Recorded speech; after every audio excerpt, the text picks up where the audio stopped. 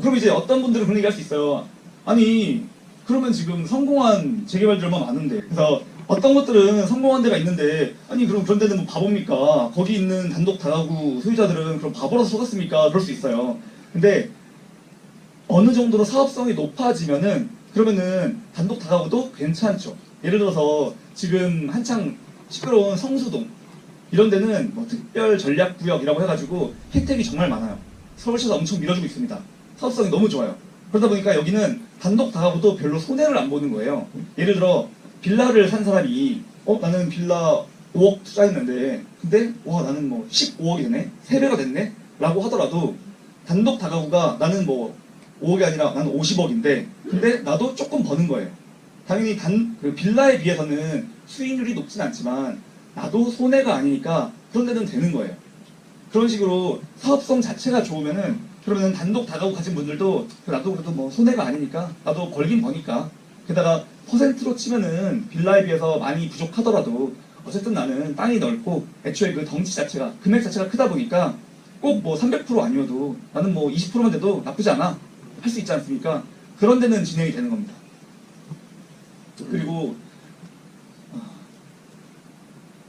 여기 있는 내용들 아까 설명드린 내용이 좀 중복이 됩니다. 그래서 지금 분양가 상한제 때문에 일반 분양을 하면은 그거를 비싸게 팔 수가 없어요. 마음대로 팔 수 없으니까.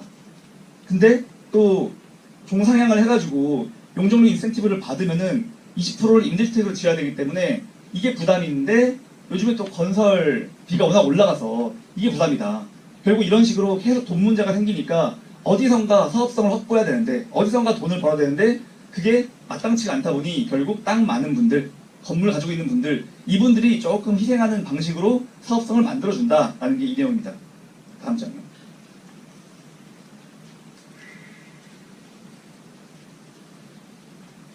6번.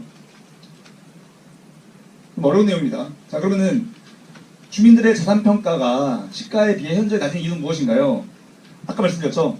결국 모아타운이든 재개발이든 여러분들의 집 하나하나를 다 감정평가를 합니다. 그래서 얼마로 쳐줄 건지를 일단 평가를 해요. 근데 이게 비싸게 쳐주면은 비싸게 인정받으면은 그러면은 뭐 1+1이든 아니면 세 채든 받을 수 있는 거예요. 근데 단독, 다가구, 뭐 상가주택, 근생 이런 땅 넓은 분들이 딱 이 부분에서 되게 불리하거든요. 그 이유를 설명드릴게요. 이거는 좀 어려운데 우선 감정평가하는 방식을 알아야 돼요. 이거는 국토교통부 령에 있는 건데 감정평가에 관한 규칙이 보면 써 있습니다. 토지는 공시지가를 기준으로 평가해요. 그리고 건물은 원가법으로 계산합니다. 근데 여러분 토지 공시지가 가격 본 적 있으세요? 엄청 싸죠? 엄청 싸죠? 제가 봤어요 한번. 건동 봤는데 근데 안쪽 골목 같은 경우는 거의 평당 700밖에 안 되더라고요. 공시지가가. 그리고 좀 대로, 뭐 대로라고 해도 뭐 큰 도로는 아니지만 큰 길 쪽에 있는 데는 공시지가가 평당 한 900에서 1100 정도. 1100은 진짜 센 거고 보통 900이에요. 근데 이거를 기준으로 토지를 평가하는 거예요. 당연히 저대로 평가하진 않아요. 보정률이라 그래가지고 약간 더 곱해줍니다. 근데 그게 130에서 한 160 정도 곱해주거든요. 그러니까 이미 지금 시세 대비 공시지가가 엄청 낮은데 거기에서 곱하기 1.3, 1.5 해봤자 그래도 시세에 비해서 낮잖아요. 그만큼만 인정해 주는 거예요. 여기서 일단 손해를 많이 보십니다. 여기서 엄청 깎이는 거예요. 추진 측에서는 그렇게 생각했더라고요. 뒤에 설명 나오는데 추진위에서는 아니다. 우리는 보정률 2, 그러니까 곱하기 2 해줄 거다. 심지어 2에서 2.2 해줄 거다. 막 그런 얘기를 해요. 근데 그런 곳은 공시지가가 시세 대비 진짜 한 20, 30%밖에 안 되는 강남 최상급지 그런 데는 곱하기 2.2 해줘요. 곱하기 2 해주는 것도 사실 흔치 않아요. 근데 추진위는 그거를 근거로 얘기했더라고요. 그거를 전제했더라고요. 그래서 우선 일단 이 감정평가 방식 자체가 토지는 이렇게 되어 있기 때문에 여기서 확 깎인다. 그러면 그 다음에 건물. 여러분들 가지고 있는 건물 몇 년 됐습니까? 엄청 오래됐죠. 그래요.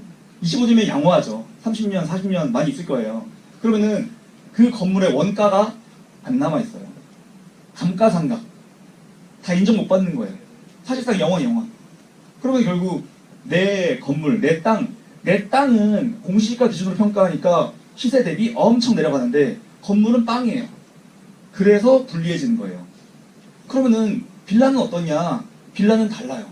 왜냐면은 빌라 같은 경우는 다음 장 보세요. 그렇죠? 조금만 더 올려주겠어요? 아까 여기 말씀드린 자 14조 토지는 공시지가 기준법 써있죠? 15조 건물은 원가법 써있죠? 근데 16조 빌라가 이거예요. 빌라가 이거. 저기 나와있잖아요. 집합건물법에 따라서 구분 소유권의 대상이 되는 건물 부분과 그 대지 사용권. 그러니까 그 말이에요. 우리가 아파트나 빌라 같은 거를 등기부등본 떼보시면 아시겠지만 하나의 땅이고 하나의 건물인데 그 중에서 나는 한 개 호실만 가지고 있는 거잖아요. 그래서 땅도 비율로만 가지고 있잖아요. 비율로만. 그런 사람들은 감정평가를 다르게 하는 거예요. 어떻게? 거래사례 비교법. 공시지가가 아니고 원가법이 아니에요. 거래사례를 비교하는 거예요. 근데 거래사례가 계속 찍히고 있어요. 실제로 여기도 좀 그런지 모르겠는데 여기 지금 뭐 빌라 하나 사놓으면은 그러면은 모아타운 하면은 아파트 나온대. 아파트 입주권 나온대. 라는 생각으로 갭 투자를 하잖아요. 갭 투자. 그러니까 거래가 막 찍혀요. 계속 찍혀요. 심지어 아파트 받을 생각으로 점점점 올라가요. 분명히 저거 2억 하던 건데 막 2억 5천, 2억 7천, 2억 8천 막 올라가요. 그게 전부 다 거래 사례로 찍히는 거예요. 그러면은 나중에 감정평가할 때 이걸 다 인정받아요. 이걸 다 인정받으니까 그러니까 나중에 아니 나는 우리 집 이거 한 15억 한다고 생각했는데 지금 땅도 지금 40평이고 한 15억 한다고 생각했는데 내 거는 8억이래요. 확 깎았어. 근데 옆에 있는 빌라는 저거 옛날에 2억밖에 안 하던 건데 근데 거래 사례를 반영해가지고 막 3억 평가되는 거예요. 여기서 큰 차이가 발생하는 겁니다. 이게 사실 문제예요. 이게 문제예요. 이게 문제라서 마찬가지입니다. 제가 지금 뭐 추진이나 아니면은 뭐 빌라 가진 분들을 제가 지금 욕하는 게 아니에요. 그냥 이런 문제가 있습니다. 이런 구조적인 한계가 있어요. 그래서 이것 때문에 건물 가진 사람, 땅 가진 사람들이 손해를 볼 수밖에 없어요. 실제로 여러분들 같은 경우는 그럴 수 있어요. 근데 제 건물은 되게 멀쩡합니다. 제 건물 제가 관리 잘했고요. 한 10년 전에 리모델도 한번 했고요. 세입자들이 다 관리 잘하고 있어가지고 너무나 깔끔합니다. 중요하지 않아요. 어차피 30년 넘었다? 그러면 원가법에 따라서 영원에 수령하는 거예요.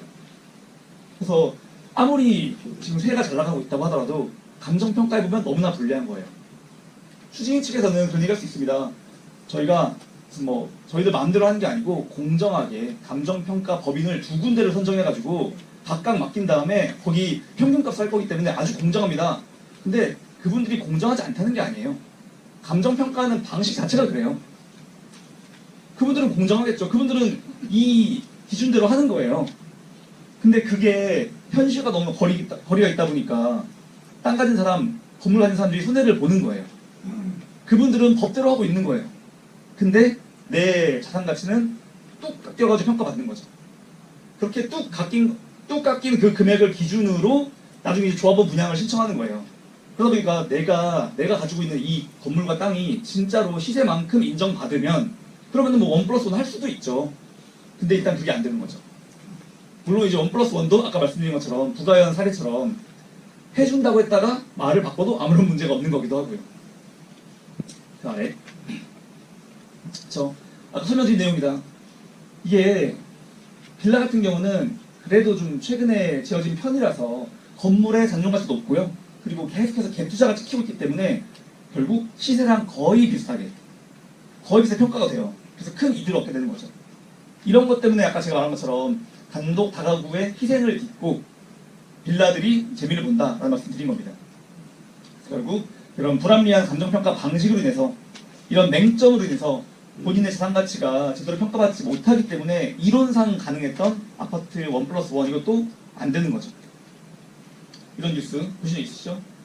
빌라가 계속해서 지금 갭 투자 때문에 찍히고 있는 거예요.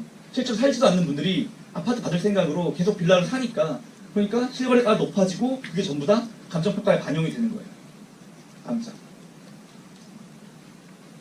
보시면은 지금 번동 실거래가 한번 가져와봤습니다. 보시면은 뭐 소유자분들이 있을 수 있는 죄송합니다. 이런 단독 다가구 보이시죠? 1,300 얼마? 연립 4세대 보이시죠? 3,100만 원. 차이 나는 거예요. 여기도 단독 다가구 1,800 얼마, 그리고 뭐 여기 연립 다세대 뭐 3,700 보이시죠?